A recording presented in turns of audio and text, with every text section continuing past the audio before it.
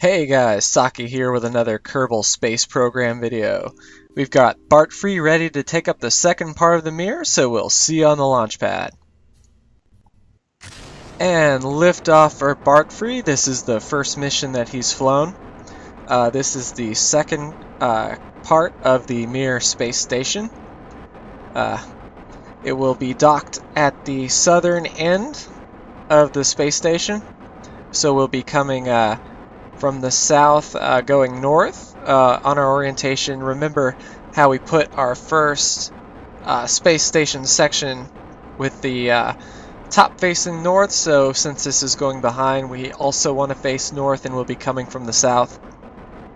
The docking maneuver will be more difficult this time around because we're aiming at a stationary target which is pointed in a direction that we will not be encountering it. Usually we'll be coming up along the side. So once we get into a nice parking orbit right beside the space station, we will change our position relative to it and get it that way. So far the Soyuz rocket and capsule is being very dependable. I haven't had any accidents with it so far. Though in this first stage, those outer tanks detach. One time, it hit my rocket and killed the entire bottom stage, and then my Poodle engine could not circularize my orbit enough. So as long as these four tanks separate cleanly, I'll be good to go. Almost halfway through this tank. Increasing speed now, doing our gravity turn, and I found that if I keep my orientation at the 45-degree roll to where the north part of the compass is running at a 45-degree angle from the bottom to the top, then the stage will separate cleanly and won't hit me from the top. Here we go, almost out of fuel on this first section. And here we go, and detach. Booyah. There we go. Fast forward a bit, I've circularized my orbit, and there's my encounter. Basically the same process as the first Mir capsule. So I will meet it on the other side. There's my spacecraft silhouetted against the sun. I've deployed the solar panels on the rocket to keep my electric charge up. And we will point at our maneuver node, accelerate time, and get ready to burn. We're looking at a 2-kilometer intercept, which is good enough to slow down and get ourselves familiar with the orientation and see what direction we need to turn. And there we start burning. And so far only half fuel used in this first stage. We'll have plenty of fuel to get there and get back, which is good. We'll actually have extra. But there we're burning against the planet. And we're halfway through our maneuver node now, going up to that 500-kilometer altitude. And there's old Bart looking happy. He's associated with this mission a lot better than being stranded on the Kerbal surface. And there's our maneuver node done. So we'll see where that put us. Alright, 4.4, and as you can see I'm burning at the ascending node, 180 degrees on the nav ball, right on that horizon to keep orientation straight. And we'll see where that put us. Kill your maneuver node and point 2. So using RCS, I'll just go ahead and fix this the rest of the way. There's point 1 and 2.1 kilometers. I see the ascending and descending node flip, so I'm at 0.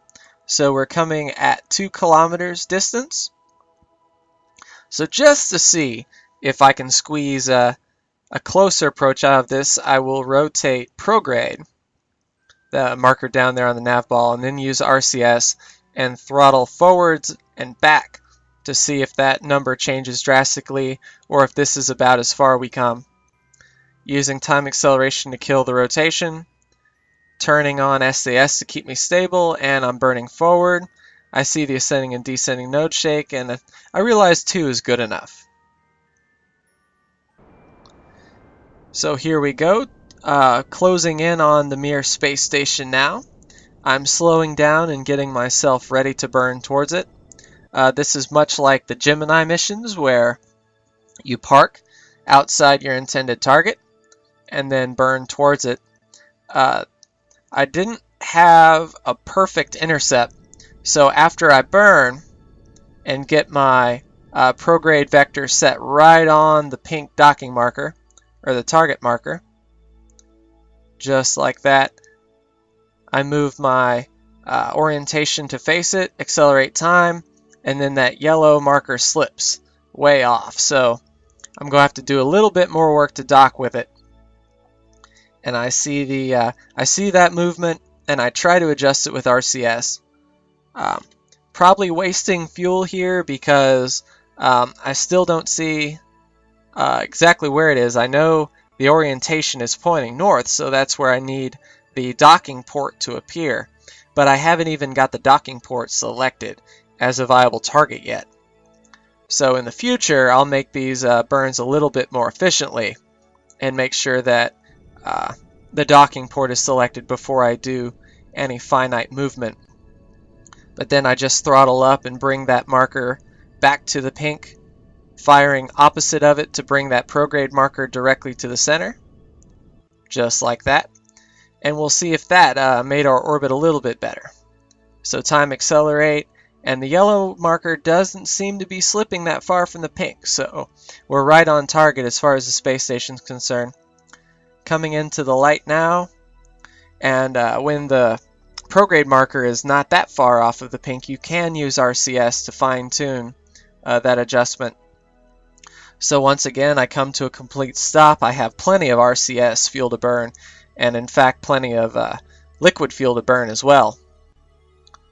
But bringing that into a near crawl, and then same as usual, point towards my target and burn to close up these last 500 meters. Just open the throttle a bit, fire to the opposite side of the pink to get the marker right on, and cut the throttle. Looks good on the nav ball from the command seat as well. It sucks that Bart doesn't have a better view from his capsule. He's flying blind, but luckily we have the external camera that we can see what we're doing. Time accelerating now towards the space station, and we're really pointing straight towards it now. It appears that our orbit is nearly identical to it, and we're closing in. At about 100 meters, you can select the docking port as your target, which I am about to do now. We can see it's still pointing north. So then make sure I didn't fall into the planet doing this, but since our relative speed is just 2 meters a second off, it looks like we're in the same orbit. And selecting as a target. And now I have a true indicator of where that docking port is, so I'll be back with you when I can get myself orientated. Alright, I've pitched up to where my nose is looking straight up at that north, and the key is to use your RCS and slide behind it, and then you will see the pink docking port marker line up with that north vector. And now since it's slid to the right of it, I know I've went too far. So then using RCS, I have to fire back the way I came and get that pink marker directly on the north. And right on that horizon, because that's where the front and where essentially the back of the space station is, where we're docking with at least. So here we go, using RCS just a little bit now so I don't overshoot. And that pink marker down there on the nav ball, it's in the brown, but we're bringing it up, or sliding it left to the point where the north meets the horizon on that intersect, which means our nose will be directly below that port. And then once that's the case, we can kill all lateral movement and just thrust straight ahead and meet up with it. So there we go. It's almost there. Maybe a little south of that north, but it's close enough that I can do fine tuning. And now, using RCS, I fine tune it, bring it directly over, and then it starts shaking like crazy.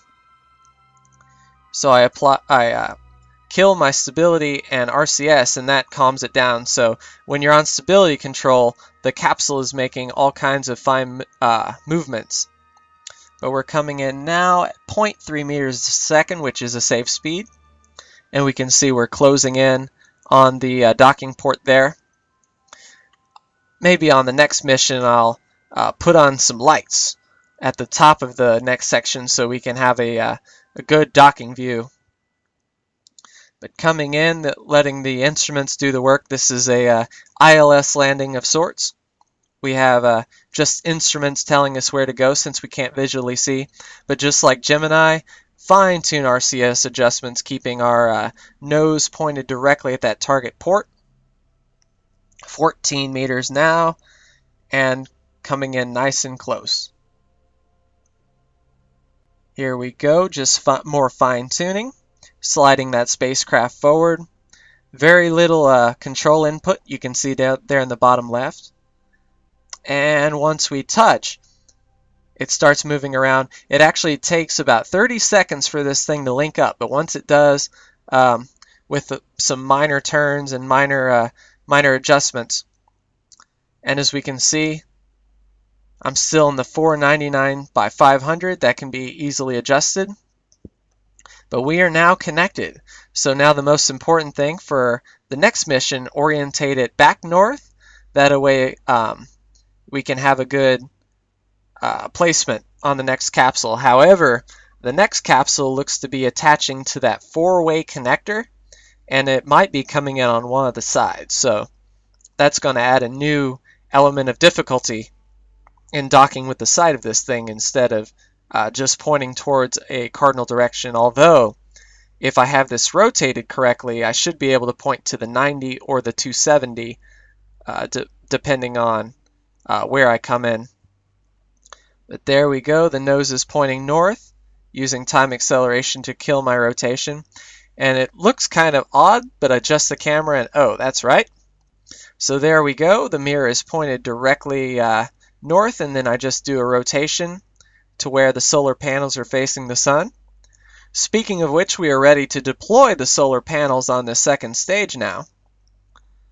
So we'll open up the Communitron and the solar panels. They will automatically orientate themselves to the sunlight, just like that, getting full sun. And we have a second stage attached to the mirror. So the only thing left is to undock the Soyuz, bring the capsule back home, and get ready to prep the third stage, which, as I said before, will be going to that four-way splitter. So when I get close, I might have to retract those solar panels so I don't slam into them. But never hurts to be more cautious than foolhardy. But until next time, this has been Sokka. Thanks for watching. And we will continue building the Mir space station and ultimately deorbit it. So that'll be fun. But until next time, thanks for watching.